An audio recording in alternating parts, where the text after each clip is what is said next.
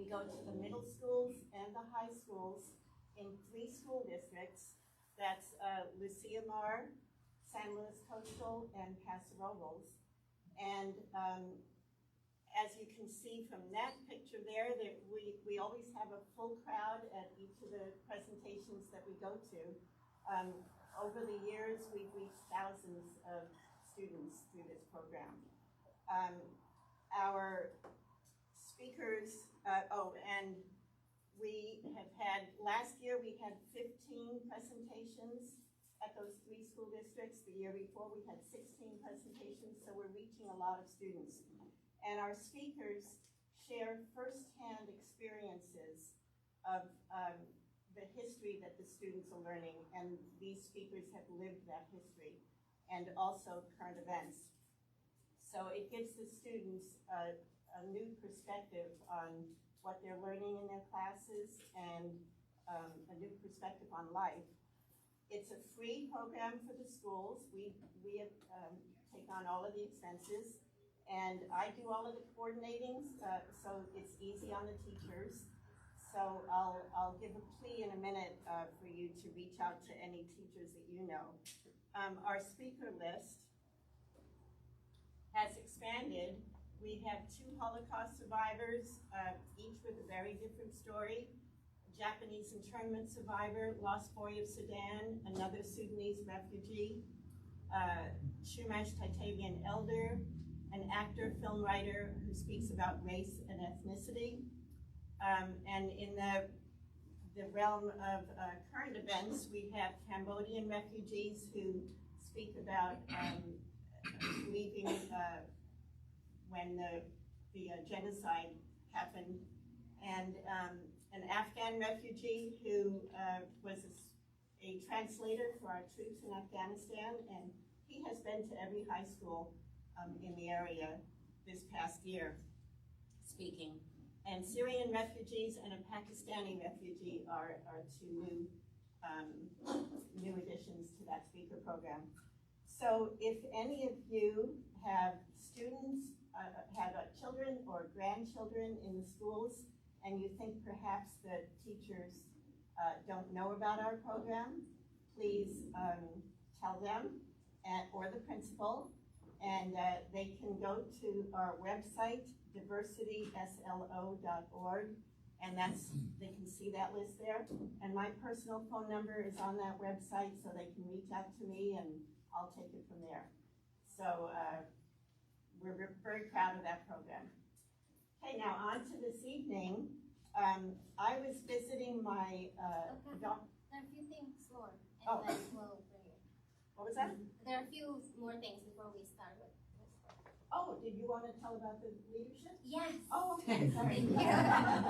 Thank you. So Kathy just talked about some of our educational programs, School Speaker Series, and you're part of our Fostering Understanding in Our Community Series, which is our community program, educational program. But we have just launched a new program, and it's the first time that we're going to have our program live is this year, this November. And it's our BIPOC board leadership training, and it's a board leadership training for Black, Indigenous, and people of color that would like to join nonprofit boards. So we know that there's a big issue with representation in Slow County, and we want to tackle that. So we're going to be training, hopefully, 15 people this fall that are going to be ready to join nonprofits, and also we're going to be facilitating the placement of anyone that has been trained on nonprofits. We already have 30 people that have said they're interested in taking it, so more than the people that we think are going to be, we'll be able to have this first cohort, but we're going to do it again in April. So if you're interested and you identify yourself as BIPOC, please go to our website, diversityslo.org/training. If you know someone that also identifies BIPOC, let them know, because even though we have an interest form out there, the application process hasn't been opened yet, so they can still tell us that they're interested, and we can have that conversation on their interest on nonprofits. We also have, where is Vicky? Vicky here? Vicky outside? Vicky might be outside. But we have about 20 nonprofits that have told us that they're interested in getting people that are going to be trained into their nonprofits. So it's already pretty amazing, and anytime that I tell anyone about the training, we get another 4 nonprofits. So if you are here and you're for a nonprofit and you have a board that you would like to diversify more, please let us know, because we're going to be doing that. This is Vicky, our program. Yeah, Wendy's and Vicky. Vicky's our program director for this training. That was it. Good. So contact Vicky if you have questions about the training. You could, and I also want to talk about two events that we have coming up. So we are partnering with CCC4IS. If you don't know them, they are Central Coast Coalition for Inclusive Schools. They have been doing amazing things with schools, especially on LGBTQ plus issues. And they are preparing two meetings, one in September 12th and another one on September 13th. So we'll have this on our website, also share out through email, but just be on the lookout for this information. You can also go to their website and get more information, but you can still register to attend these events. And this is pretty much to make sure that our schools or parents or teachers, staff, administrators are aware of LGBTQ rights and make sure that our kids are protected at school. And then Sarah, if you could give one more. Next month, we are partnering with Race Matters. Right now, Race Matters has all of September and October. They have different events happening around a project that they call Braiding Water, and it's just everything that has to do with water. They have their opening ceremony on September 9th. You can find more information on their website, but we're partnering with them for October 21st, and that's their final event of their series. And we're gonna be talking in a panel with different people of color, and it's gonna be called Water Talks. And we're pretty much gonna be talking about the relationship of people of color with water. So it's gonna be fishing person, agriculture, different people that deal with water, and just how they see water, water protection, recreation. So you're all invited for next month, and we're also going to be sending you emails about it. And I think that's it. So Kathy, I'll let you continue what you were saying. Well, I was just going to say that that in the beginning of this summer, I was in Oregon visiting with my daughter-in-law, who's a midwife, and we were talking about the Dobbs decision and the affirmative action Supreme Court decisions. And then she told me that that the statistics for maternal mortality in the United States far outreach any other industrialized nation, and especially in populations of color, and that it's getting worse. And I was just shocked. I thought I was aware of things. I was shocked. So I contacted our two presenters for this evening, and I'm very happy that they agreed to share their expertise with us. So Reed is going to introduce our two speakers. Yes, and very quickly before I ask them to come here, I wanted to give a huge thank you to the organizations that were here earlier, sharing resources.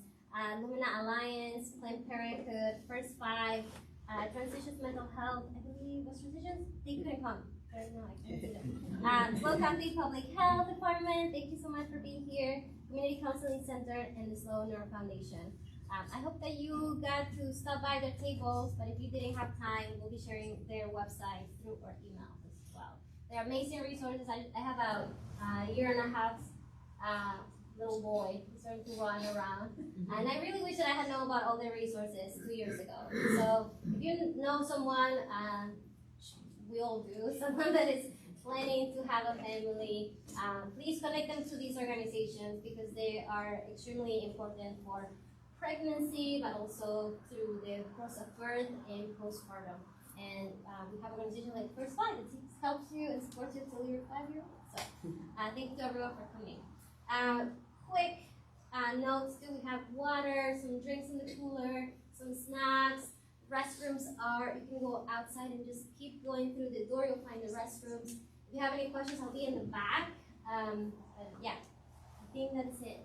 Oh, I was just going to mention, I saw Cheryl come in. Thank you, Cheryl. Cheryl Vines, NAACP Vice President? No, I'm Secretary. Vice President is Roxanne. Okay, thank you. Because we were in a meeting, and I won't go into detail, Cheryl and I just recently, actually, and I announced the program and want to acknowledge the good work that you guys are doing as well, Cheryl. Thank you.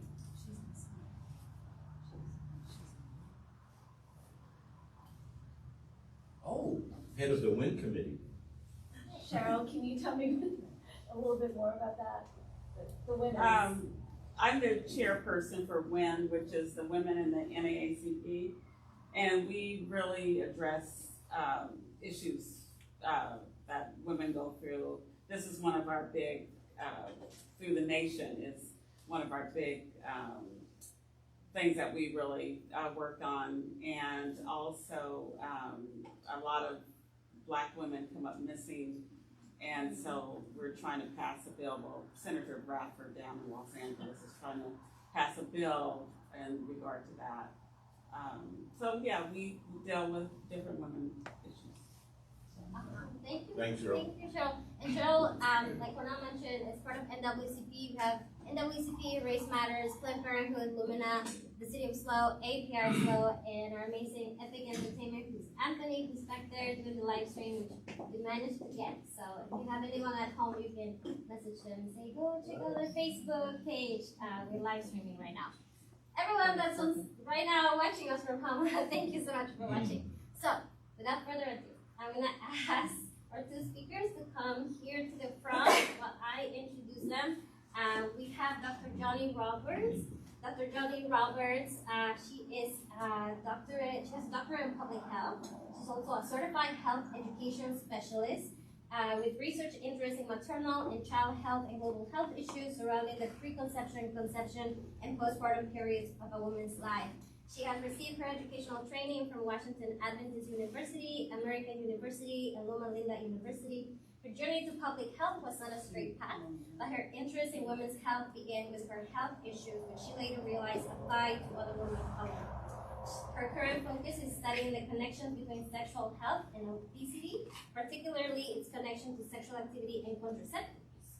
Dr. Roberts frequently volunteers for professional organizations, locally and internationally, reflecting her passion for community engagement. She is an enthusiastic participant in cross-cultural work that changes perspectives and improves women's lives globally. Welcome, thank you so much for being here.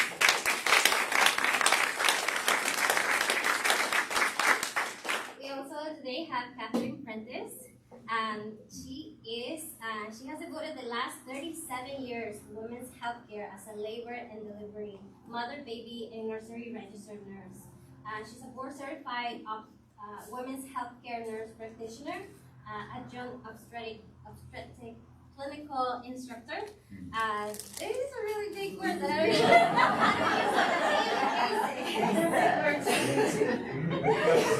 I'm going to skip the next slide. You can see them on the. Yeah, you can read it there. She volunteers for International Organization for Women in Development in Africa and trained on international birth and postpartum doula. As a former active duty military member in the United States Air Force Nurse Corps, long-term Hawaii resident and travel nurse during the recent COVID pandemic, a medical mission volunteer, she has had the opportunity to work with Black and Indigenous women and birthing people and other people of color. She's aware of the role that implicit racial bias and racism affects the way healthcare is delivered and how it contributes to racial disparities in maternal outcomes. She continues to find solutions to educating and empowering childbearing families to advocate for dignified and respectful care that honors their choices. She is also committed to educating healthcare professionals to create changes in the way we deliver care and have an impact in reducing the racial disparities in maternal and neonatal mortality and morbidity.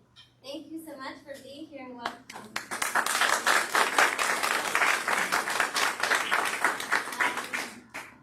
We were having some Wi-Fi issues, so at some point if we get to a slide that says video, we'll try to play it, but if not, we will send it to you right now, okay?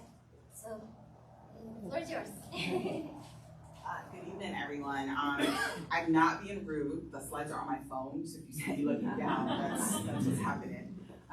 So I just want to say I know that Catherine and I are honored to be here with you all this evening. So I just want to know who's in the room. Who are my healthcare professionals?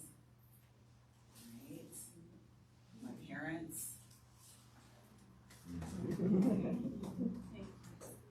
community workers?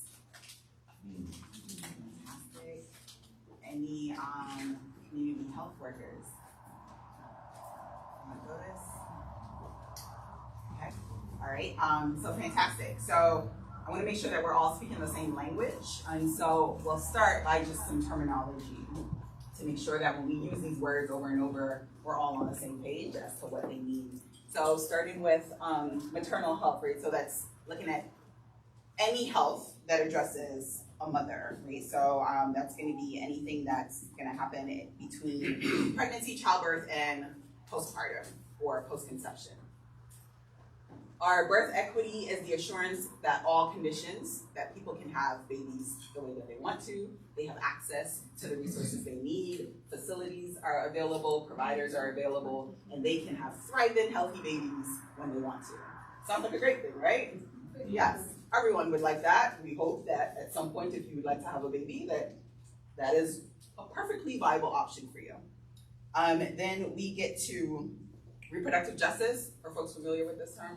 Right, so the ability to be who you are, have children and raise them the way that you would like to, choose to raise children when you would like to, and live and work in places that you choose to. And then maternal mortality was where we're gonna kick things off. So Kathy started by saying that she learned, right, that like we are not so great. So let's talk about maternal mortality and what that means. So when we talk about maternal mortality, we're looking at any pregnancy-related death that has occurred after pregnancy, during pregnancy, and for the conversation of today, we'll say up to a year. The WHO says up to 42 days, but for today, we'll say up to a year.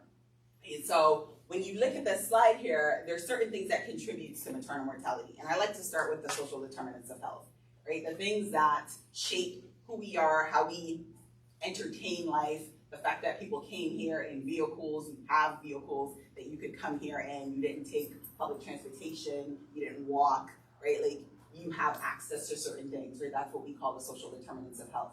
And so part of those things, contributors include socioeconomic status, which then we know based on your economic hierarchy, that includes income, education, and all of that, that determines where you get to live, it determines housing, it determines whether you're food secure or not, it determines whether or not you live in a food desert. You know what I'm saying when I'm saying food secure, food desert, all right, fantastic. It determines whether or not I'm close to a facility and how close I am, right? So where's my closest healthcare facility? How far away is that? Can I take public transportation? Do I have to rely on private transportation? All of those things. So then those things are immediately going to affect everything else, right? Because those baselines, so we're looking at Maslow's hierarchy, right? Just starting with our basic needs, that then is going to determine whether or not I have hypertension, more than my genes, right? Because it's going to determine the things I have access to, as far as like diet and exercise. It's going to determine education, so how much I know about hypertension, how it works in my body, etc. It's also going to determine whether or not I get diabetes, malnutrition, all of these fun things. But these fun things that plague our country are all things that contribute to maternal mortality. But we don't typically talk about them this way, right? The healthcare providers in the room know when someone comes in and they're pregnant, we're looking at some of these risk factors, right? Because we're like, okay, some of these things are going to put someone at higher risk. But we know that someone who has certain health issues, right, already places them at several risks of complications, of which maternal mortality is one of them. Age specifically, we look at older age. So you probably have the term geriatric pregnancy, yes? And so what do we mean? What age is that? How old is a geriatric person? 35. 36, 35, anyone else? Yeah, so about mid-30s, right? So, yay, we're geriatric now. So in today's society where more and more women are choosing to delay starting families, right, and choosing to pursue other things, they're all geriatric by the time they start to have children, right? And we're learning that if you're geriatric and you're from particular racial or ethnic groups, it's like a double whammy. So age is one thing. Then increasing complications of cesareans. And so as we know, cesareans are surgeries. All surgeries come with complications. And so the more we have, the more complications we have. And so we'll talk a bit more about that later. Hemorrhage is one of the major things we tend to hear about when we hear of maternal mortality, right? So a mother bled out post-delivery, and so there was just so much blood that we either caught it late or we couldn't stop it and mom died. And then lastly, heart disease, which we know is the #1 killer in the US, right? So #1 killer in the US also happens to be a contributor to maternal mortality. So yay, how fun is that? And then of course, racial and ethnic minorities in the US. Now I will say this last one is unique to us because we are a very unique country. So maternal mortality, while it plagues the globe, racial and ethnic minorities doesn't tend to show up as a contributor, but it does in the US. So we're here to talk about why. I can talk a little bit about. I would. I'm gonna see if it's. Are we? Can we? Yeah. I think we try it. Okay. Do I just hit the arrow? Just hit the play button in the middle. Play.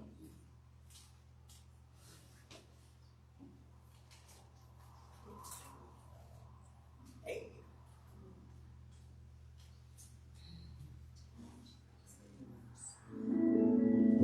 Creating pieces for other families who have lost their daughters, their mothers, their partners, to keep their stories going. For Amari Maynard, these beautiful portraits come from a place of pain.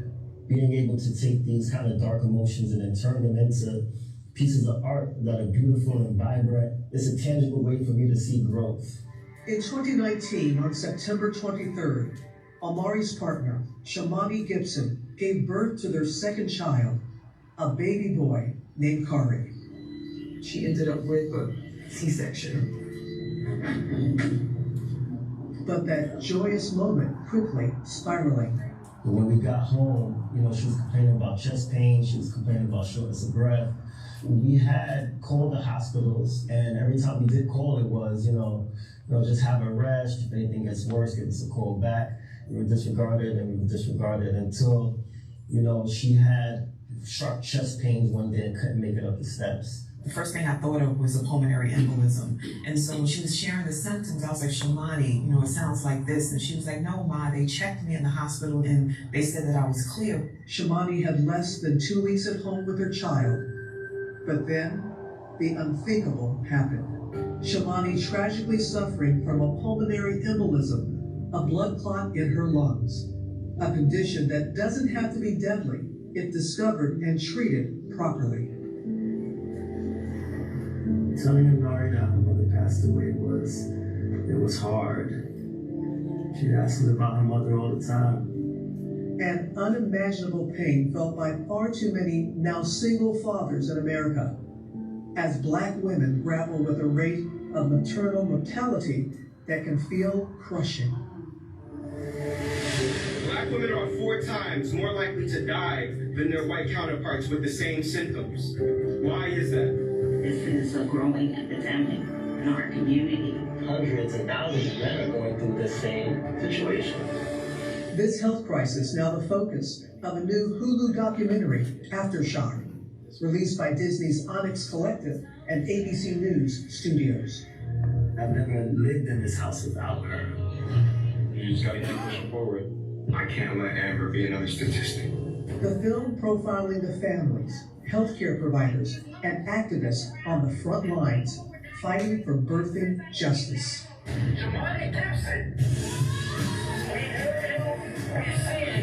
The documentary is co-directed and produced by Paula Eizelt and Tanya Lewis-Lee. I think often people think of maternal health as a woman's issue, but maternal health is an infant's issue, it's a father's issue, it's a family issue. Paula Eizelt was pregnant during filming and says she understands this issue intimately. I think I drew a lot from my own personal experience, and being in the thick of it while doing it, I think just gave me just so much of a point of connection. Bruce McIntyre knows what deep loss feels like.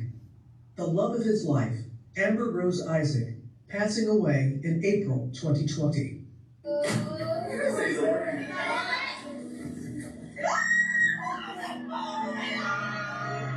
Amber had such a pregnant glow to her.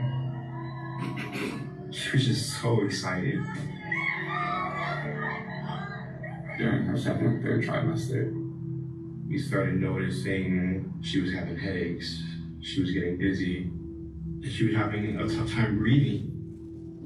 And all of her concerns were being taken lightly. Bruce says by the time her symptoms were taken seriously, it was too late. She was constantly just being ignored time and time again. And it actually took a midwife. It took a midwife of ours to make the discovery that, hey, Amber's not doing too well. She had HELP syndrome, a complication that could be treated if caught early. It left Amber with elevated liver enzymes and a dangerously low platelet count. Her blood was thinning out. Her blood was like water at the point where they caught it. Doctors performed an emergency C-section, but Amber did not survive. Thank you for all the brothers who came, and I'm definitely grateful for what we're able to do. Bruce and Amari are now members of a group no one wants to join, but we see them in the film turning their pain into a new purpose. You have been able to reach out to other men. Why is that so important to you? After Shamani passed, two gentlemen that I didn't know, met through IG, reached out to me. I just felt like I had to do that for somebody else. My lady died, like you said, you felt helpless. I felt the same way. I'm about to take my last breath. You don't have the control, you don't have the power. But with that said, you can have the support. Now he's painting portraits as presents for those who share similar experiences, like the one here of Amber Rose, a gift for Bruce. Amber's family currently in an ongoing lawsuit with Montefiore Hospital, which has denied any wrongdoing. The hospital released a statement earlier. Montefiore's maternal mortality rate of 0.01% is lower than both New York City and national averages. Any maternal death is a tragedy. Our hearts go out to Ms. Isaac's family, especially to her mother, our longtime colleague. What's most devastating is that 60% of these deaths are preventable. And often when women, Black women, complain of pain or discomfort, it is not taken seriously, which is causing these deaths. Dr. Neil Shaw teaches reproductive biology at Harvard Medical School and is working to build more equity and trust in the healthcare system. What people are dying of is not the clinical condition on the death certificate. It's a failure of communication teamwork every time. In terms of solutions, we as women really should think about how we want to birth. What are the options out there? You could have a birth in a hospital with a midwife, or you could have a birth at a birthing center with a midwife and a doula. A 2018 study found that U.S. states with more robust midwifery services reported better maternal care and better birthing outcomes, suggesting that states that have better resources dedicated to healthcare have better results. So we're thinking about making the first 2 floors the birth center. Bruce is hoping to open a birthing center in his own community in the Bronx. I think it's time that we finally get rid of this assembly line model of care. It's time that we redirect the course of birthing equity towards better birthing solutions. I look at what Mommy Till did. For Emmett Till, she had to have an open casket funeral in order for people to fully understand what these people have done to her son. And, I needed to expose what the medical industry had done to Amber. No woman should be dying in childbirth in 2022. That is unacceptable. So with that, I also hope that there's accountability here. Own the racism that's embedded in the system. The families letting their loved ones' spirits guide their activism. Joni, yes, ma'am. Your daughter had dreams, she had goals. Mm-hmm. What bring her to life for people right now? Shamani was funny, fiery, over the top, colorful. She lived 11,200 and some odd days. She died one day. Don't get it twisted. That one day doesn't get to take the energy, the essence of her life away. So my daughter lives, and we're sitting here because of her. Our thanks to Robin. Aftershock is now streaming on Hulu. Hi everyone, George Stephanopoulos here. Thanks for checking out the ABC News YouTube channel. If you'd like to get more video... Creating pieces for other families who have lost.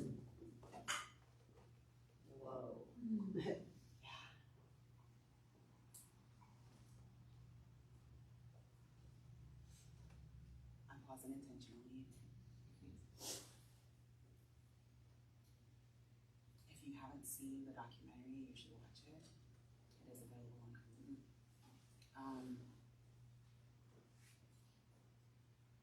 Show of hands, has anyone gone into a medical facility and felt unheard? Okay.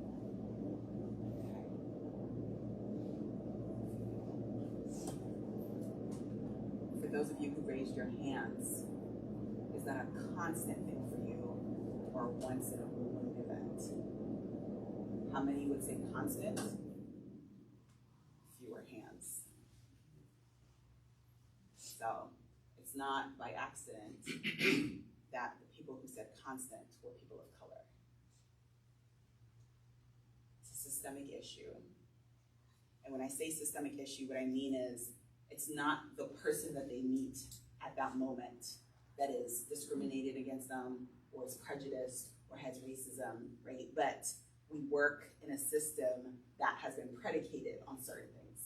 And so you learn, you're in a workforce, and you're taught certain things. You may not even question it, because why would you question it? In the film, if you watch it, the mom of Shamoy says that she is an advocate, right? She's also a clinician, and she knows all the stats, but yet she thought it wouldn't affect her family, right? The fact that knowledge is not enough. You can know everything all day long, but you have no control over a system that has been going on for years. So if we look at the next few slides, we'll look at like what does maternal mortality really look like? So we've heard that it's not great in the US, and when we talk about a ratio, so a maternal mortality rate or ratio, we're looking at deaths per 100,000 births, right? And so here you're seeing Australia on the left and the United Kingdom on the right. And so we're looking over a 5-year period from 2000 to 2020. 2000 is our bottom bar, all the way up to 2020. What trend do you notice based on those numbers? Are deaths increasing or decreasing? Was that in or D? I didn't hear. Say it again. Decreasing. Right? So we notice Australia, they're doing amazing work. Right? In 2020, only 3. It's fantastic, right? We know that complications happen. Sometimes we lose people. If we're gonna pick a number, 3 is a great number to have, right? Our neighbors across the pond, they're at 10. They started at 11 and ended at 10. So not a whole lot of variation happened. And this, because it's at 2020, this does not include COVID numbers, right? So keep that in mind. So this is not at the height of COVID. Next. So here we have Canada and the United States. Do you see anything different? Wow. Wow.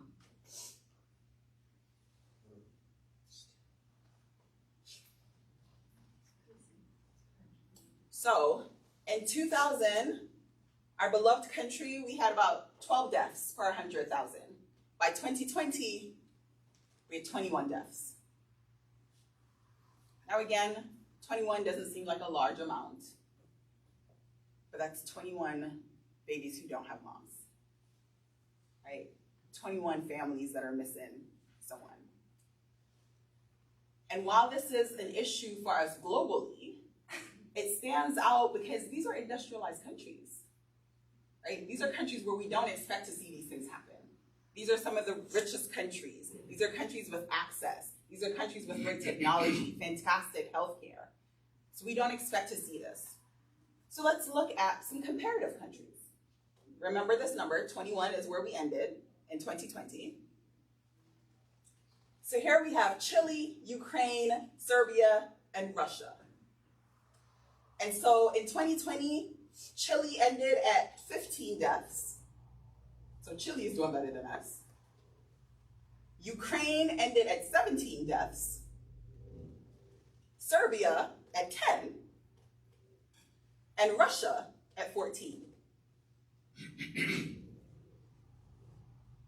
Again, when we look at global politics, these are not countries you expect to be beating us in women's health, right? Given everything that you would know, I'm guessing this is surprising. Is this unsurprising to anyone in the room?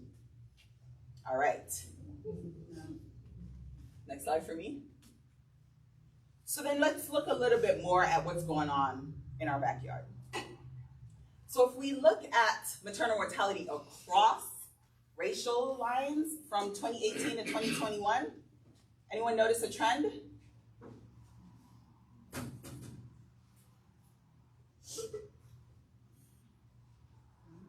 What are you seeing? It's rising. It's rising. Okay, so overall it's gone up. Do we notice a trend among racial or ethnic groups? So here we're seeing Black mothers at an alarming rate, right? Every year they've gone up like every group, but they're almost 3 times in some cases. So sorry. This is happening when people call you in the middle of things. But here we're seeing, right, that the rate is significant for our Black mothers compared to our other groups. And now this is just a snapshot of some of the racial and ethnic minorities that we have in the US. But we know that Black mothers by far lead this race. Not a race that we would like to lead, but one that this is where the data is showing us. Can you go to the next slide for me, please? Now let's look at age. Remember we said age was a contributor? And we said geriatric was 35, mid-30s. What do we see happens with the rates? That's for geriatric. It's pretty scary.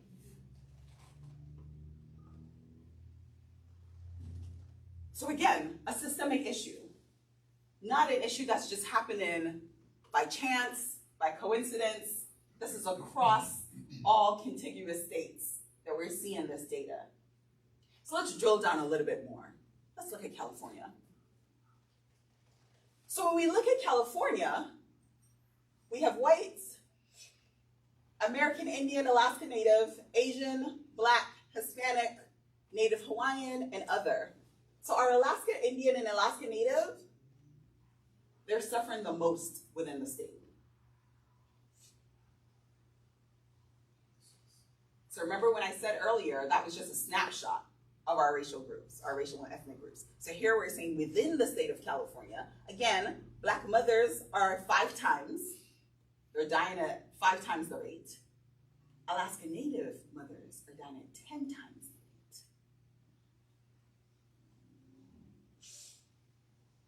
And let's look at language now. Because of course, you need to be able to communicate with your health team, right? So when we look at English as the dominant language that we primarily speak in this country, we see that white mothers, again, pretty consistent across the board. And then American Indian, for English speakers, jumps up 11%, almost 12. Black mothers, pretty stable at 5 times. Our other group jumps up, and this is going to be our multiracial or those who didn't check a box to identify. Then when we look at non-English speakers, so English is not their primary language, everything seems to drop except for Black mothers. So Black mothers who are African American, born and raised in this country, and Black mothers who migrate to this country have the same death sentence, more or less, regardless of language. So there's a lot of things happening here, more than just good healthcare, right? There are a lot of things that we're missing What are the day-to-day interactions that we're having? How well does someone understand me when I go in? Do they assume that when I say X, I mean Y, or vice versa? How many people am I seeing look like me, or even understand what it's like to be on my body? Next one, please. Well, this is mine. I'm looking at the diagnoses that we do have when it comes to our pregnancy-related deaths, and we're seeing a cluster of our hypertension, our cardiovascular, and our other cardiovascular. That's where the bulk of it's coming from. We also do see bleeding or hemorrhage up there. And next. So what I found really interesting about this one is that there is a difference in which race and ethnicity has different diagnoses, and I can say yes, that's really what we are seeing in the clinical setting. Do our nurses agree out there? That's what I'm seeing. I'm seeing a lot of the Hispanics with hemorrhage. I'm like looking at the bedside and I'm like, okay, we're at 500, now we're at 1,000. Okay, now we're pulling our medications and we're getting the whole team in the room. And we don't see a lot of, here anyway in this location, we don't see a lot of Black patients. And my concern there is that because we don't, does that mean that's not a problem for us? It's absolutely a problem for us, because that's when we start to have more implicit bias, we start to not listen, we start to say to ourselves, oh, she's complaining, she's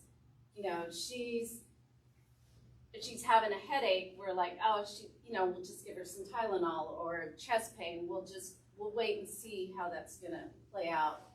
And I think that's where we really need to be careful. And even in the state of Hawaii, we don't have a lot of Black mothers dying, but we do recognize that it is a problem that when we do have a patient in our care that is in that group, that we need to be vigilant, we need to be aware of how we approach them, how we listen, how we don't listen, and the things that we are saying that are creating more distrust where they're not allowing us to give them the kind of care that they want.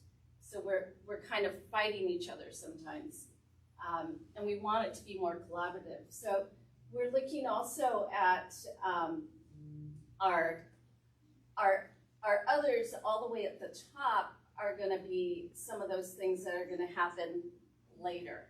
And so this is where that later comes in, is we have only 17% that are in the hospital where we're there, where we have the medical care available to them.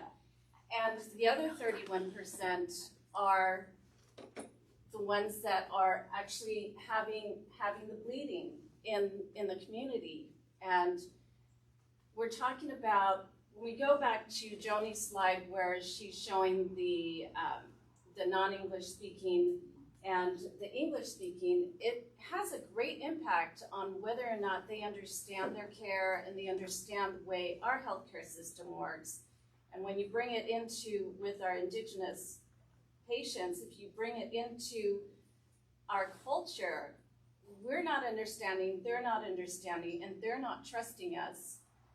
And they already have a high mortality rate in the country where they are from, where their family's living. They're here without any support. And so we need to get people out there to support them during the pregnancy and then also postpartum.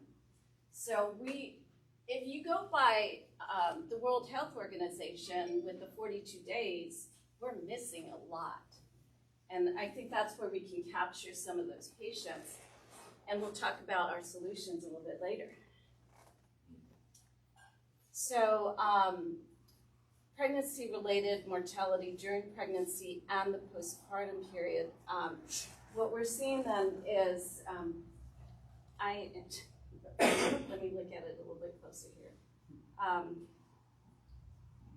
Okay, so during pregnancy, again, we see the bleeding, and we still have other heart conditions, but we see the bleeding in both within the first 42 days and pregnancy.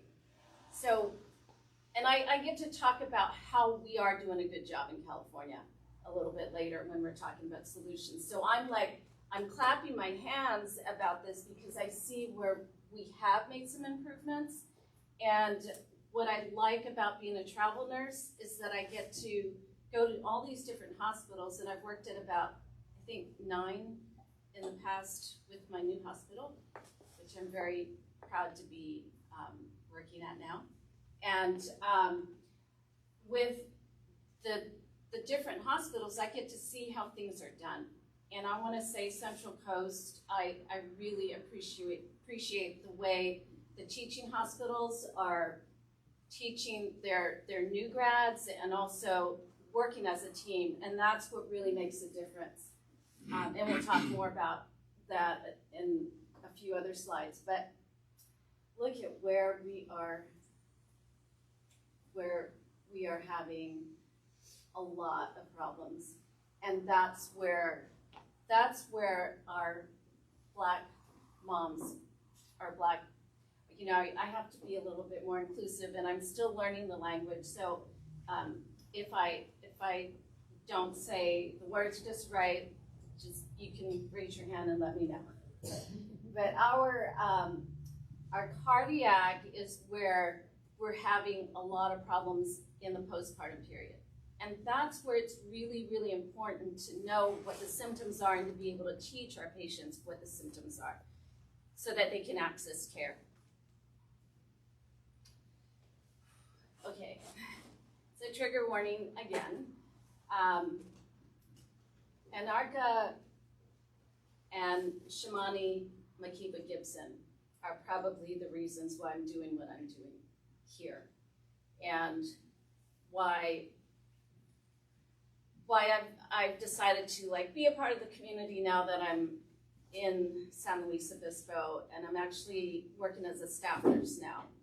But this is Anarka, and she is sitting on this table here, and you've got the obstetrician on this side of her, and you've got two other doctors that are probably learning, and they're talking, and there really isn't eye contact. You can see behind the sheet, I think it was also a play, and there is Betsy and Lucy, so Black enslaved women. And the reason we bring this up is because colonialism and colonization has played a big part in racial bias and systemic racism. And what happened to these women was they were experimented on. They had fistula, which is a opening between the vagina and the bladder, or between the vagina and the rectum. And sometimes it can happen both. When I went to Africa earlier part of this year, I got to be a part of the urogynecologic surgical team, and it was a fistula repair team, and these surgeons were amazing. The work they did was so amazing, and they were so connected with the patients. I'm not able to speak about the whole trip but I am going to let you know it's International Organization for Women in Development, And they've been doing this work for about 20 years. So they're really connected to the community, and they work really well with the community to get these patients there. And my experience there kind of tied into my doula work. And when I saw what they went through and then I heard this story, my heart just broke. And it was the doula work and my trainers, my doula trainers, that really brought to mind how bad this problem is in the United States and how it's affecting our Black mamas and going all the way down to their babies and their babies. This is multi-generational. And I feel it because what happened when they went, you can stop me if I'm going to, but I'm really passionate about this because I didn't realize what was happening in my body and in my, my psyche every time a doctor did not hear me or did not acknowledge me.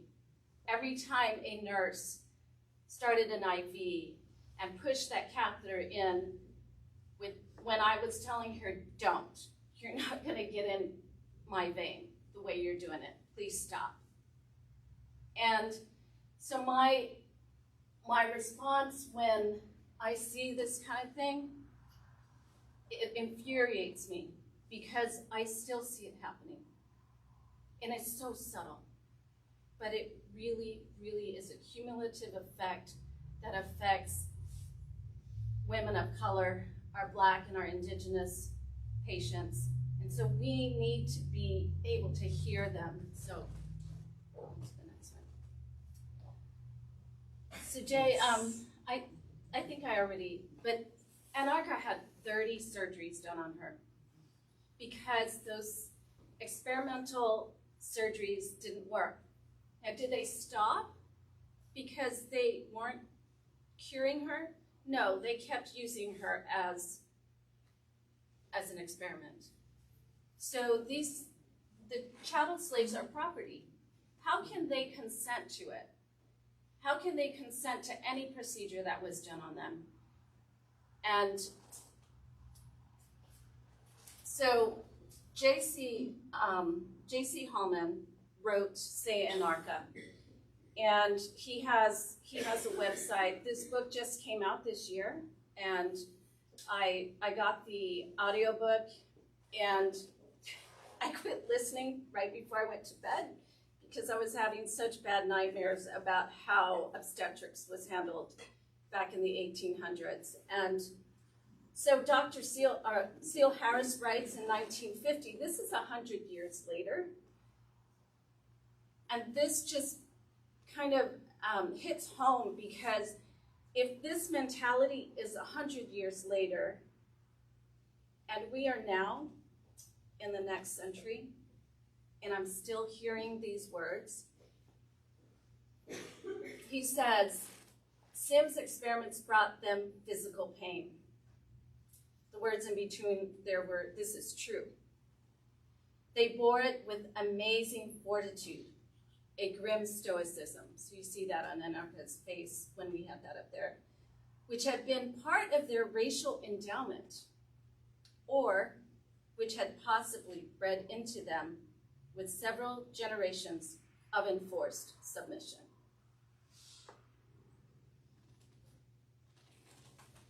So I just want to jump in here for a second, because we are seeing this 100 years later, but we also see this in labor and delivery wards, right? When a mother's too loud, when she exhibits pain in the incorrect way, when she asks for certain things, no, you're fine, surely, right? Like you've been dealing with pain for years, like your tolerance is different, right? So here we're seeing, and we don't always notice it when we're in 2023, but this has been happening for centuries. And when that's the narrative that we say, that like people in these bodies don't feel pain, or they feel it at lower rates, then it allows you to dismiss certain things. It It allows you to ignore certain requests. It allows you to look the other way and be justified. And then they don't speak when they need to. So what we're seeing is there's still, like Joni had said, there's still racial and ethnic disparities in the way that healthcare workers will medicate their patients or even assess their patients' pain. And there were some studies that even showed that doctors would assess their pain at a lower rate, and even though they had the same symptoms as their white, non-Hispanic white counterparts, they still assessed their pain at a lower rate, so they would give them less medication. However, if they assessed their pain at a higher rate, they would still not change the medication regimen. So this isn't new. You'll see on the slides here, a lot of this work and a lot of the research has been done since 1992. And we talk about the impact of microaggressions. So it's that cumulative effect again that happens. And it could be just one word, like ghetto, okay? Or like, oh, so you speak really good English. I thought you would have an accent. So they're thinking, am I an American? Or what kind of work do you do? So if they have a job that they are not getting paid what I'm getting paid, there's also that microaggression that you're not enough. And so they begin to question, am I worthy? Am I worthy of having quality care? Am I worthy of being heard? And we'll see also Joy DeGroot talks about PTSD. And when we get some patients that come in, they may be a little bit more adamant about having their birth plan followed. And sometimes we're thinking, oh, they're gonna stand in the way, this is gonna take forever. And already, right off the bat, we're already second guessing their ability to choose for themselves. And we talk about weathering, the weathering hypothesis from Arlene Geronimus. So what they're talking about is this cumulative stress ages the body faster, 20 years. Absolutely. So we know that the research was showing 20 years earlier. So no one who's alive lives without stress, right? Stress is something the human body needs, but too much of stress causes complications. And so what weathering shows us is that the stress of being in a marginalized body where you are facing discrimination, whether it's directly or indirectly, you're dealing with implicit bias, you're having to protect your identities day in, day out, that level of alertness that you carry with you. So some of you might walk down the street late at night and someone walks behind you, you get alert, right? You're like, oh, there's someone else around here. Just natural things, fight or flight is kicking in. Imagine if you walked around like that all day. That is what's happening with weathering. So weathering was coined from geology, right? From the analogy of geology. When you look at like how a rock weathers over time, that's what's happening in a person of color's body. As they carry that weight of stress, the allostatic load never comes back down. You're constantly in a state of stress. So in essence, you're now aging yourself. So we spoke about age as a contributor, and we spoke about geriatric pregnancy being at 35. Well, does anyone want to guess, for a Black mother in the US, what is the optimal age for her to give birth? What is it? It's in her teens, 15, 16. Because weathering is going to age her. So when she is 30 and she walks in to have a baby, her body is 40 plus years old. All because she's just living in the body that she's in this particular country. And when they're 30, they're 50. Correct. Okay, so the World Health Organization is addressing obstetric violence. And their statement is every woman, every birthing person, has a right to the highest attainable standard of health, which includes the right to dignified, respectful health care. And I put the other part in there, throughout pregnancy and childbirth, because that is the time when we are, as womb-holding people, the most vulnerable. There's so much going on. There's so much that you have to do when you're conceiving, or when you're wanting to conceive, when you're getting pregnant. You're thinking about so many things, and it's like, okay, so I put a lot of things on screenshot on my computer, and the other day they all popped out, and I'm like, what do I do with all of this? And sometimes that's how I feel like my mind is, and when I was taking care of my babies, that's what it was like. So if you can imagine, there's so much going on and how vulnerable we can be at that point. So obstetric violence, there are a lot of definitions out there. This one's really lengthy, but if you go to any birth justice, birth equity, Lamaze, these definitions will change a little bit here and there. I'm going to read this one. Obstetric violence is abuse or mistreatment by a healthcare provider. You know, as they say, healthcare provider, of a female or childbearing person who is engaged in fertility treatment, preconception care, pregnant, birthing, or postpartum, or the performance of any invasive or surgical procedure during the full span of childbearing continuing, without informed consent, that is coerced or in violation of refusal. It is a sex-specific form of violence against women.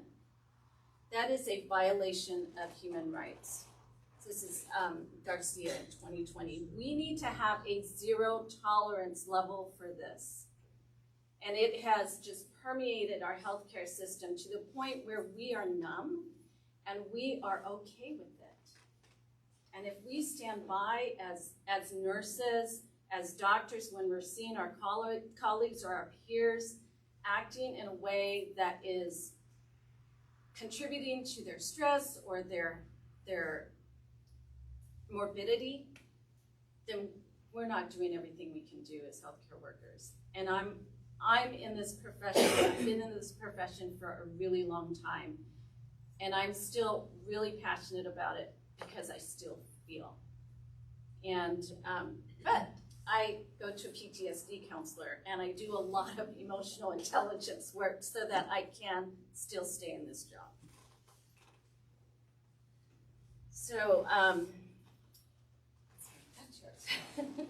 So Catherine provided a lot of foundation as to like the history of obstetrics, right, in this country, and where things like sterilization and experimentation and all of those things came from. And so a newer form, right, is what we call the VBAC calculator, our vaginal birth after cesarean. So cesareans are great when we need them. We know that most women can have a healthy baby without any complications about 80% of the time, right? And about that 20% is where we're like, thank God we have technology, we can go in and do a cesarean. However, Black, Indigenous people of color are more likely to be seen as high risk for what is considered a natural birthing process, and are more likely to be recommended, persuaded to consider a cesarean. And so then a cesarean calculator, right, the VBAC, says that we're going to calculate the risk of you potentially having any complications if you choose to have a vaginal birth the second time around, second, third, however many times. But the algorithm takes into consideration, it's assuming that the reason you had a cesarean initially was because there was a medical need, right? It was warranted. So when we put in the calculator and we put in a Black mother, age, comorbidities, everything, and we put in a white mother with the same thing, there is between a 10 to 20% difference according to this calculator. So in other words, this calculator says the Black mother who had a C-section is now at higher risk of having a vaginal delivery, and so we must have her have a C-section again because she just can't. And so we spoke about earlier, right, the potential complications of multiple cesareans. So here we're seeing, when we're looking at bodies that are getting or they're recommended to have a cesarean, and then you're told the next time around, oh, we'll try, but we don't really think it's gonna work for you. We're gonna have to cut you open again. This is why you have cases where there are women with 3, 4, 5 children, all cesareans. Again, cesareans are a needed tool when it's used correctly. So let's look at some of these stats on where cesareans are in our country. So according to the WHO, cesareans needed, yes, but we should use them wisely. So recommend that about 10 to 15% of births should be cesareans. In fact, the WHO is trying to get us to reduce that even more to 10% by 2030. Do you see our rate is for the US? We're 3 times. We like winning. So here we are 3 times higher at our cesarean rates. Now, cesareans are fantastic. It allows us to know how many people are gonna deliver, when they're gonna deliver, who's gonna be in what beds, right? Sounds cheeky, but it helps us move people along. However, we're seeing that based on the recommendation, we are overusing cesareans. Next slide for me. I do want to say though, that number is possible. Okay, I've been a nurse long enough to know that that number was possible. In 1990s, I worked in a hospital where that was our C-section rate, about 11%. So it's possible.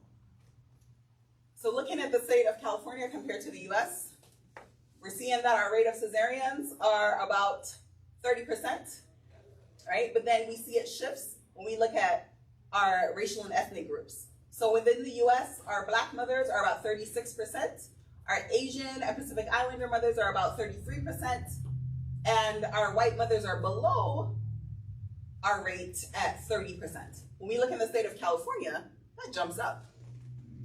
Right? So for Black mothers in the US, it's at 36.2, but we drop a little to 35.8. We drop for Hispanics, but then American Indian goes up, and Asian Pacific Islanders go down. So there's still work to do, even for us in the state of California, right? Looking at who's getting referred for cesareans and at what rates. Next slide.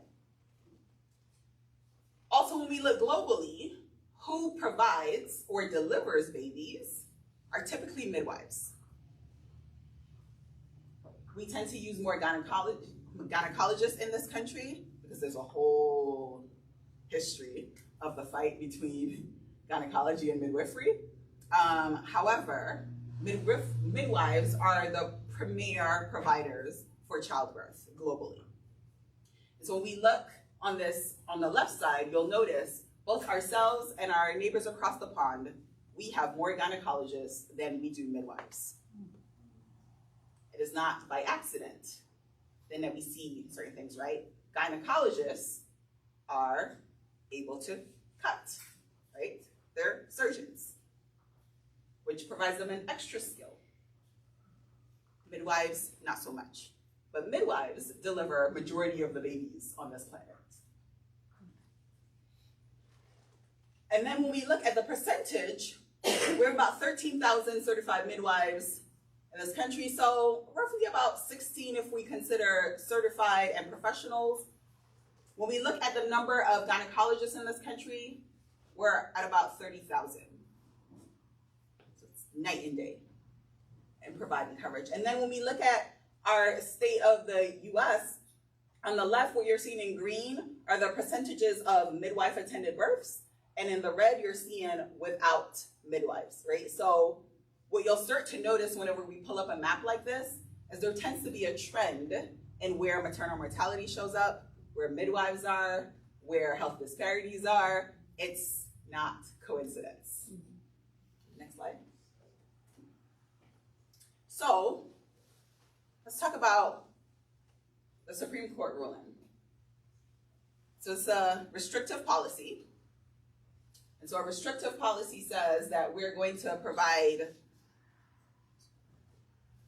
fewer ways for you to get what you desire. And restrictive policies tend to harm those who already are lacking access. So those who are the most marginalized is where restrictive policies come down. And so in cases like this, when we look at Kaiser Family Foundation, who, because we're a year out from the decision, who went and surveyed gynecologists to find out what's been going on since we've had to do this. We look at practice, and so when I say this, obviously Dobbs' decision is around abortion, but I want you to look beyond abortion, right? We're gonna look at just care in general. So, when asked about whether or not there were detrimental effects on maternal health and patient safety, overwhelmingly, 70% said it worsened for racial and ethnic groups, so inequities worsened as a result of the decision. Management for pregnancy-related medical emergencies also worsened, 68% of providers believe so. Pregnancy-related mortality worsened, about 64%. And attracted new OB-GYNs to the field. So there's some controversy about whether or not people are going to want to enter the field in the future, given how restrictive we continue to be. Then when we look at where abortion is banned or restricted, right, the care that folks are able to provide, I can't see that.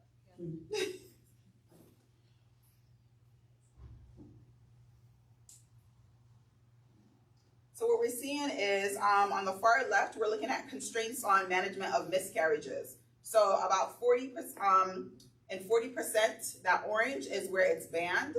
Blue is where we're seeing gestational restrictions. And then that small dark blue is what we're seeing available under most circumstances and overall. So 20% of folks believe that there's an overall constraint, right, in states where it's now completely banned. And then when we're looking at pregnancy-related medical emergencies, about 19% are saying that it's constrained. And then had a patient who was unable to obtain an abortion, about 24% are saying as a result after this, about 24% was not able to. And then had a patient ask how to self-manage an abortion, about 14%. Right, so abortion is one piece of reproductive health care. However, we know, like with any illness or any disease we have in this country, there's no illness we have that we treat solely with one particular medication. That this medication is only for this illness, right? Every medication that we have gets used for one main one, but then there are ancillary diseases that we use it for. So when we restrict things like abortion and we're like, yay, let's knock that out, fantastic, great. What happens to the medications that we were using that now other people need, that they now can't get because we've gotten rid of one thing? So do you see what I mean when I say like care overall, regardless of where you stand on the abortion continuum, right? It's looking at how we continue now to take away further access from other care for people. Next. Okay, so just kind of going along with what Joni just presented was some of the problems that we're having with medications, namely methotrexate. Methotrexate is one of those medications that overlaps with medical abortion.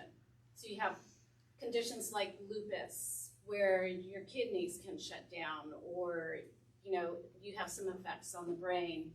And what you're finding is if you have a woman who is of childbearing age and she's got a prescription because she needs that to keep her kidneys from shutting down, she may not be able to get that medication. There may be a delay. If there's a delay, we can end up, if you go a little bit further, you can end up in the ICU with severe problems. And it's kind of near and dear to my heart because I know people that have had these conditions. And on top of that, lymphoma is another one. We have leukemia.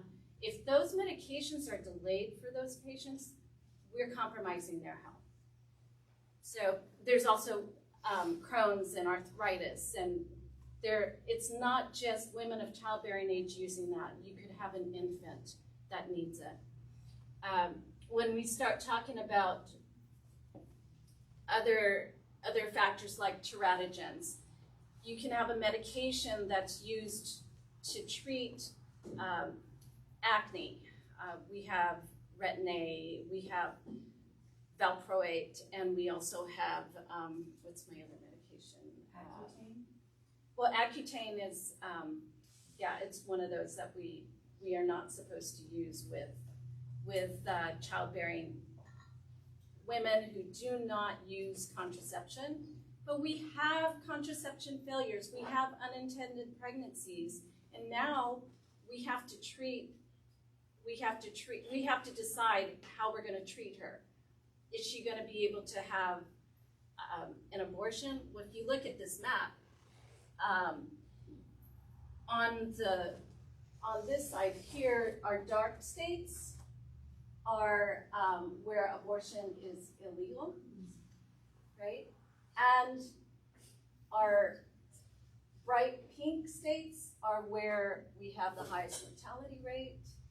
So there's kind of a trend here when you look at what's happening or what can potentially happen to our moms.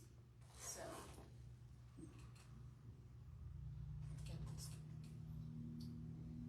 And guess who shares that mortality there? It's again in the states with the highest number of deaths per 100,000 births. We also have Blacks sharing a majority of those births, right up at 42% in Mississippi. So it's a healthcare issue. It's sometimes, we want to simplify it and say it's a pro-choice and a pro-life, but there's a lot in between that we need to consider. So what do we do? There's a lot of depressing statistics that we threw at you. So how can we be a part of the solution? And so how many people are familiar with group prenatal care? You've heard this before. Okay, so fantastic model. One thing that we know about people of color in this country is that they tend to be community decision makers, right? They make decisions in community. They tend to be collectivistic. And so what group prenatal care allows is for you to go through this process of pregnancy with a cohort of people who are also going through it with you. The data has shown that mothers who have gone through group prenatal care feel more autonomous about their bodies. They know more about what's going on, and they're having great results. Center in Pregnancy is one organization that offers this. There are about 49 centers in the state of California. And they also offer a parent version, right? So to catch us in those postpartum years, right? And again, you get to go with a cohort of people to be able to see, because for the mothers in the room, how many times during your pregnancy, you were like, I went to my doctor and we spoke about this, and then you talk to your friend and you're like, well, they didn't tell me that. Like, right? And so now you're comparing notes and you're like, oh, maybe I should ask about this the next time I go. Wouldn't it be great if you got to do that with 10 to 12 people every time you went, right? Like you now have a built-in support system. especially in a day and age where people may not be close to family or family in another country, you now get a built-in family. Other solutions are making sure that we're diversifying our workforce, right? But it's not as easy as putting in bodies that are of different hues. Because we mentioned this is a systemic issue, right? So if I'm being trained the same way, then it doesn't matter if we color the workforce. We need to make sure that we are diversifying the education as well, right? We're diversifying by race, we're diversifying by ethnicity, but we're also diversifying by language, right? In the state of California, we have a high population of Mexicans, but we also have a large population, especially here on the Central Coast, of Mestizos, right? And we can't find providers who speak their language. And so how do we provide good care when we can't communicate to people or they can't communicate to us? How do we provide good care when we don't understand cultural differences? I mean, everyone in this room speaks English, but we all know that American English is very different from British English and Australian English, right? So it's not just enough to know the language, but to be able to have cultural context within language, right? Because language is nuanced. And then we want to make sure that we're reducing those C-sections. Let's try to meet those WHO rates, right? Let's really try to not medicalize childbirth as much as we have, and really allow for mothers to do what their bodies naturally do, and save the C-sections for those times when it's really, really necessary. So a doula. I think there's some doulas here. So a doula is someone who gives continuous labor support to, and you can give it prenatally during the labor and delivery, and then also postpartum. So we can give emotional, physical, and informational support. So we provide a lot of education, and you look like you need some physical support. Yeah. We also work on advocacy, teaching the birthing family how to advocate for themselves, how to let providers know, hey, I think I don't quite understand and I want a little bit more information, or can we just take about 10 minutes and then I can talk it over and figure out what it is that I want to do. And it becomes their decision. The next one. So even ACOG, which is the obstetrician and gynecologic professional organization, they are saying that doulas are the most effective tools to improve labor and delivery outcomes. So I've seen different statistics. I've seen statistics that say that the risk of having a C-section can be 28 to 39% less if you have a doula. And they tend to also use less medication, use less oxytocin for their deliveries. And we also are able to be there in the home afterwards so that they can process their birth. Sometimes what happens is a client will think that everything was going wrong around her because it was a complicated delivery, and then take that in as though it was something that she did wrong. And then it affects how she cares for her baby and how she feels about herself. And that can go to the next pregnancy and the next. So we actually help to ease that transition for them. So there's a lot of resources. This is the good part, okay? California has done a lot. The public health system in California is way ahead of a lot of states. And so, be glad that you do live in California, because you are safer as far as the statistics go. In the hospitals, I've seen them implement toolkits that are decreasing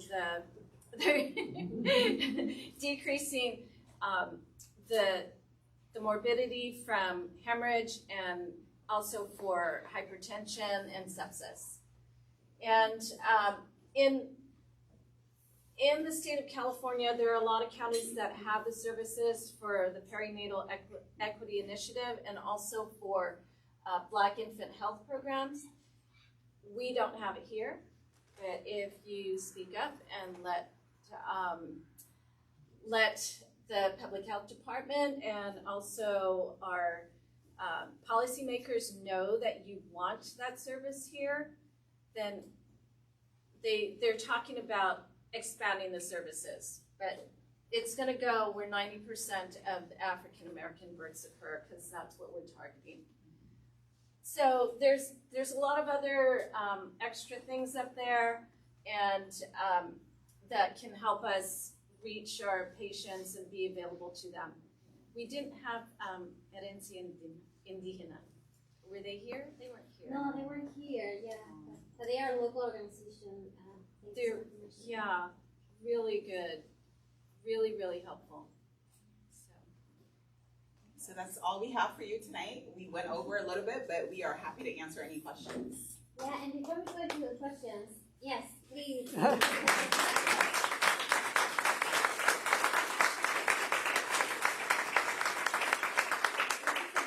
all the information, we'll see if we can make the slides available to people that might be interested. I think it's really good data, but also want to respect data that you guys might have put together. So, before we go into the questions, we are going to do a drawing. We have 5 free tickets from Slow Symphony for this Saturday's Pops at the Sea. So, does everyone have a ticket? If you don't have a ticket, raise your hand so Vicky can give you a ticket so you can participate in the drawing.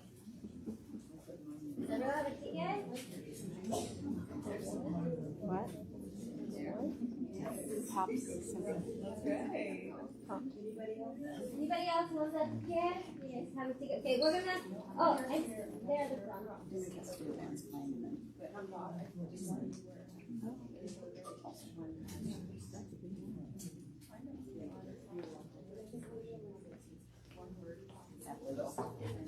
Okay, so we're gonna do the first drawing, and then we're gonna go into the questions. Then we'll do the next one. Okay.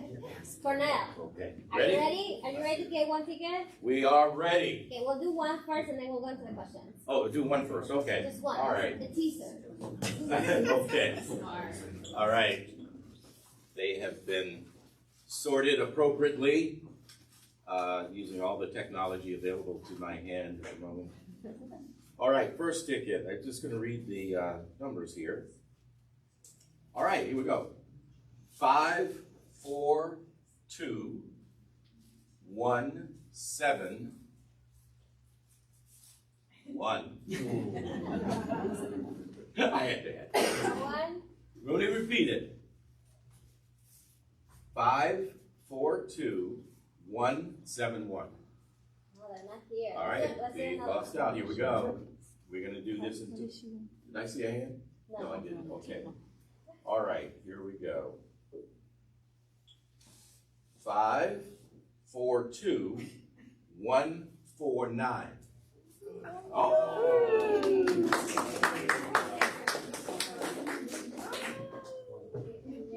Okay, if you have a question, raise your hand. Feel free to stand up and ask the question. Does anyone have a question? Jamie, go ahead. Probably more of a comment and going into everything. Thank you for everything that you presented today. But I noticed that the fact that we don't have an equitable healthcare system in the United States was not really brought up in this conversation, and I do think it's a huge part of this conversation when you look at the fragmented and capitalistic care that we receive in this society. So I just wanted to, I guess, ask how you feel about that particular aspect. Yeah, so Norway, one of them, also does market-based healthcare, and yet they don't have the inequities we have. Right? Their system is slightly different. It is slightly different. It is slightly different, but they're, of the countries that are out there, they're the closest to us as far as market-based and capitalism. What country are you talking about? Sweden or Norway, I can't remember which one. It is very different, but again, as far as like how dollars are spent and invested. there's a lot wrong with the way we spend money in this country on healthcare.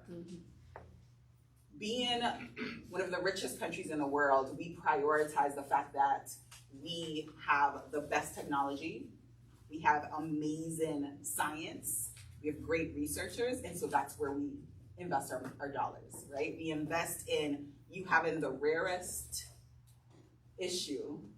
We are the country for you. The everyday Joe, we're not so much. There's a reason why our medical debt and medical bankruptcy is the rate it is in this country, because we just don't, as a public health researcher, I'm going to say this with my whole chest. We don't value human beings in this country. Yeah. Wow. That's true. Well put. And when we start valuing human beings, the dollars will follow. Because if we valued humans, healthcare wouldn't be an option. We would make sure everyone had what they needed. That's right. That's a good point. There's a question in the back. Yeah, well, I noticed on that statement the hospital made in the documentary about that lady that died, you talked about dehumanizing people. I think that's a good example. Absolutely. Because when I read it, I got mad. I was pissed off half the time. Because what they're saying is that she's statistically insignificant. You know what's worse? Her mother works for the hospital. So in the statement, they say, we did nothing wrong, and our condolences to our colleague. Well, then also, the whole thing is breach, because it tells me they tout their low statistics. Oh, we're so good. No, they're not. What they're doing, their pre-admission process is screening out the high-risk people. Somehow or another, they're doing it. And so that thing is that then they dismiss her death. They say, oh, well, a little better than the rest of them anyway. And so it opens up the whole thing is one, what are their policies and procedures on admission? Who do they let in, who do they don't? And then what are their protocols once you're in there? Absolutely. Okay, so they're gonna keep out old women, black women, anybody that's high risk, they're gonna screen them. Or people with certain insurance providers. Yeah, there you go. And then money too, the insurance. Because the statement is like some insurance actuary wrote it. You know, and that's one thing you didn't bring out, but it really irritated when you read it. Because I'd open a case on a previous life based on that statement. For the things we just talked about. Yes. In some hospitals, I've seen them discharge a patient with the same diagnosis earlier because they were not going to get paid under private insurance. I have seen that happen. Nobody talks about adverse risk, which is what the big thing is now in healthcare today. Nobody will bring it up, but you have to deal with adverse risk. And it's there, and we're sweeping it under the rug. People are dying, and things are happening. Thank you. What I did want to show you is that we did show you a lot of statistics. We didn't show you the numbers. So like in California, we may be doing really well, but we still had 176 women from 2018 to 2021, and there's Texas. So when we look at statistics, we don't always see the numbers. The numbers they look worse when you see the numbers. Look at that number. 3,478. As the overall. Over a 3-year period, so it's about 1,000 mothers a year. But if you look up Shawnee Gibson, that's the mother of Shamani, she has another video. It's the March on Washington 2020, and she names every woman that died in that movie, in addition to Erica Garner. 27 years old. And she died. Yes. What would you recommend to a woman, but also specifically a woman of color, that is currently expecting a baby and has to navigate our current healthcare system? What would you recommend to them? Yeah, so surround yourself with community. You need advocates. Right? It's very easy to lose your voice once you enter into the system. And so you need people who are willing to speak up on your behalf. Some might even say be combative, because we see what the alternative is. If not, I would say to look at alternatives, but I can't say that in good conscience without acknowledging the fact that alternatives come with money, right? Like, insurance doesn't cover a lot of alternative options. And so for many women, they're stuck with their options. And so the biggest thing they can do is get a doula, right? They may not be able to get a midwife because of their insurance won't cover it. Even if they can't get an official doula through insurance, to have people who are well-versed and understand and be able to speak up on their behalf. And there may be some doulas that are willing to take 1 to 6 clients throughout the year on a sliding scale, or like a barter type for the support, and that support can span preconception, prenatal, and then delivery and postpartum. And we can go up to, if they're a Medi-Cal provider, they can go up to 1 year. Yeah. Yes. Hi, thank you so much for your presentation. I think an advice for Mexican or women of color is just to take a friend, take a mom, take someone over the appointments. I think for me, it has been so helpful that my husband was able to go with me to the appointments, but I noticed I received a different care because he's white. And my friends that they have a Mexican husband were treated so differently. Absolutely. And this was here in San Luis. Wow. So I tell everyone, and even elderly people, always take someone with you to just have a second pair of ears and head to just help and ask questions. There should also be a patient advocate in every hospital, and pursue that, because, sometimes, I've done that. Sometimes you need to do that, and that's how there's change in the facility, if you let them know. There's also patient satisfaction surveys. Don't ignore those, because that can affect the patient satisfaction surveys can affect the way policies are made. It affects, in some cases, depending on the facility, it affects the way they get reimbursed. If you're not happy, their reimbursement may be lower. And they contract that with the insurance companies. I have another question. Is there, I know that you talked about pregnancy and birth, but do you have anything that you could share with us about racial bias when it comes to postpartum? So it all falls under maternal health, right? So a major piece when we lose mothers after they've left the hospital, most of that bias comes in because the communication with the staff is different, right? So if you do get a chance to watch the film, you'll notice that for Shamaya, she had multiple interactions with her medical team, right? She contacted them, she was like, hey, I'm having these symptoms, and they were like, just take it easy, rest.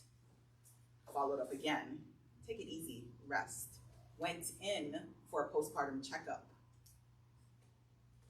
Again, you're fine, right? So the implicit bias carries through the entire maternal health continuum, right? That and we lose folks when they leave the hospital, because we tend to want to tell mothers, you know, what you're experiencing is new. You haven't been a mother before. This is just ride it out until it doesn't work that way.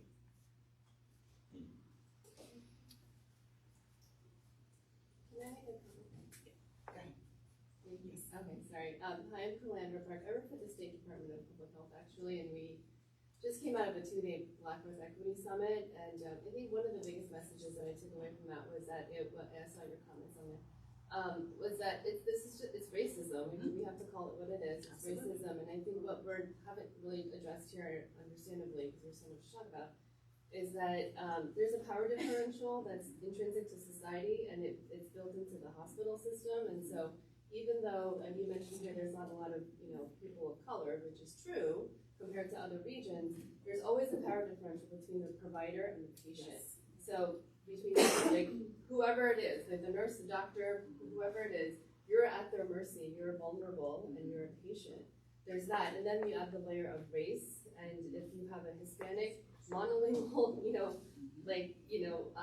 birthing person who's there, and the provider is white and doesn't speak English and doesn't get a translator, that's racism. Like, that's race. So that's the whole, I think, dimension and dynamic that we're not, I think you mentioned it back there. It's we're not really talking about, and it's painful, and it's not something not many people want to identify, but I think that power differential is critical, and that's something that we can always be aware of and cognizant of in this region.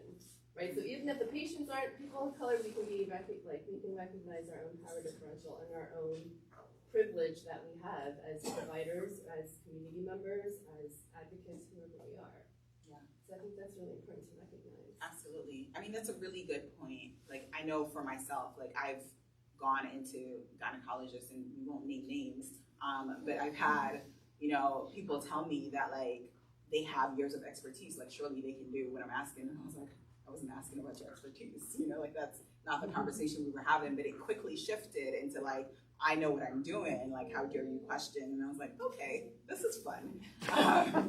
And so I always try to tell people, you're an expert on you, right? Like, only you know how your body works. You've been in it your entire life. You know when something is off, you know when something doesn't feel right. And so it's really hard when you are in those positions where there is a power dynamic to really continue to push forward, because you also don't want what's written in your charge to be combative or non-compliant, right? Or the angry Black woman, right? The things that are going to follow you for every other interaction that's going to come after that. With a question. Yes, I'm in nursing school, so I'll be going into the healthcare setting, and just wondering, like, I can be like a patient advocate, but if I see some things that are systemic, and like you said, you had witnessed some things, like there's not always a patient advocate in all healthcare settings, or just like what's the chain, that I can go to as someone just seeing these things. So there's at the Black Earth Equity Summit, there's an app.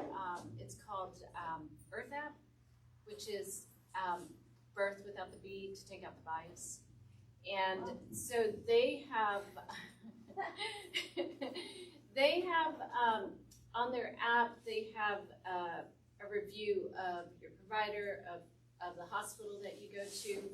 And if they're getting a lot of negative things, they will approach the facility, ask them if they're willing to work with them to do a program to help improve things. So that's another way. Is that app available to anyone? Yeah. It's called IRTH. I think it was up on my one of my slides. IRTHAPP.com.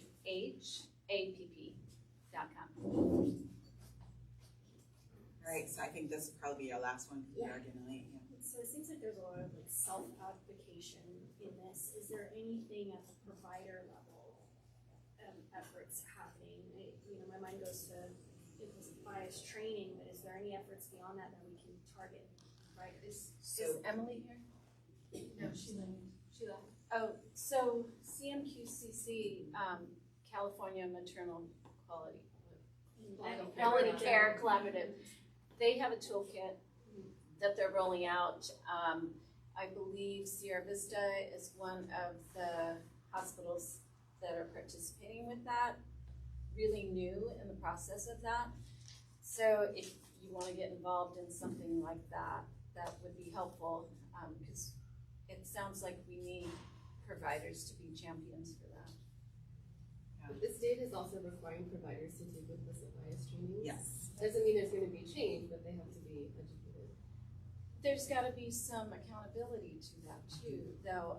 I've heard, well, we've done the training, but where's the accountability? Like it's, you know, some of those trainings, you can do it, you can let your video run, and you can click the box, and it's done. And it's checked off, right? But where's the change? So there's got to be some follow-up later on with that. And the accountability also occurs among providers as well, right? Providers holding each other accountable, because it's very easy to wait for an outside entity to be like, hey, we received this. But like, you know your colleagues, you work with them on a regular basis, and to be able to be like, hey, you know, I followed up with this patient. Did you check XYZ? Sometimes that comes off a little bit easier than this outside entity saying, hey, you didn't do this right. And so it's both. It's not an either or, but it's a both and. Well, thank you everyone so much for spending your evening with us. Thank you to our speakers. Really appreciate your knowledge. And if you have more questions, please use the time still here for a few more minutes. But we'll be sending information through our email. Thank you so much for coming. We've got more drawings. Thank you. So the next up. Oh yeah, we're gonna do 4 more drawings for the tickets. Guys.